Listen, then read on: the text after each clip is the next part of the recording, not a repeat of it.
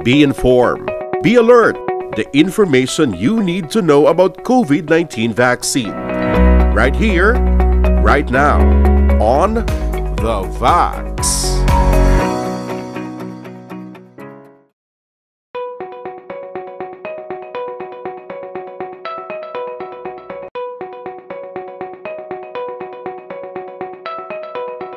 So wala nagabusong o kung nagaplano pa lang sa pagbusong, so wala kita sang problem, no? Except nga kung may mga allergy lang, no? Amo lang gin-mention ko kagina.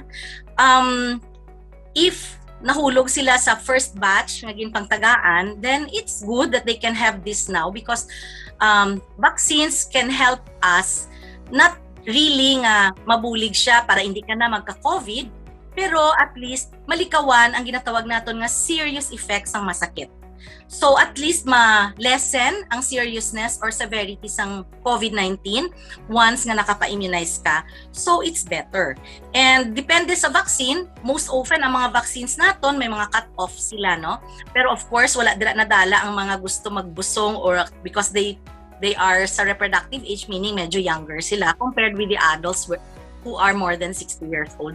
So far, wala kita masyado contraindication sa mga wala sa mga balatian gid o kung sa mga natural nga mga tawo or normal nga mga tawo nga gusto magbusong or nagaplano nga magbusong, no? The vaccine can be given to them. Ang masuggest ko lang tungod kay kadamo sa mga naglapta nga mga istorya ever since nag-start ang pandemic, kadamo sa mga stories left and right which are not really based on the real source bala, no? Hindi kita dali-dali magpati, no, sa mga mabatian naton nga mga istorya kay damo sa mga fake nga mga news. So tani mag-ano lang kita pamati kita sa mga reliable sources, no, sa aton nga mga health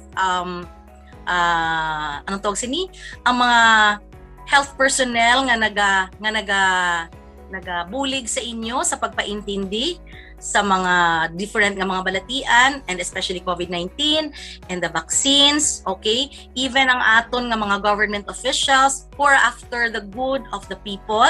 So kung mamati lang kita tani kita diri and aton ini nga banag-banagon, aton ini nga i-weigh kung ano ang maayo kag anong eksakto para sa aton, okay? So kung may mga negative, try to inquire or ask from reliable people, not just believing from a few facts nga hindi man kita sure kung facts, no? A few articles or issues nga nagagwa. Better ask people who are reliable enough, no? Kung sa mga doctor, these are the infectious specialists, okay? Kung sa mga doctors, and even hindi man sila infectious specialists, but many of our physicians or our health personnel are at least have the knowledge regarding COVID-19. So what is important is listen to people whom do you think are reliable enough to tell you what is right and to at least kuhaon ang mga ginatawag naton nga mga issues which are not even true, no? So from time to time, since COVID-19 is really very new, even infectious specialists, no, we change our mode of treatment since ginapangita pa naton ang eksakto nga management. So there are still a lot of trials and errors. So just be updated. Amo lang nang ma-advise ko sa public. Just be updated of what's happening, and I hope nga each one of us will help each other not to bring fear, no? Not to bring fear nga mahadlok, instead nga may ara kita ginatawag nga daw confidence nga in a way na mata-mata naton kilala si COVID-19, may iban nga nagapahog pagid sang negativity. So which is bringing problem to the rest of the public. So tani, to avoid siguro, you have to really investigate further and stop spreading mga news nga daw hindi kita sure, no? Para hindi mahadlok ang general public.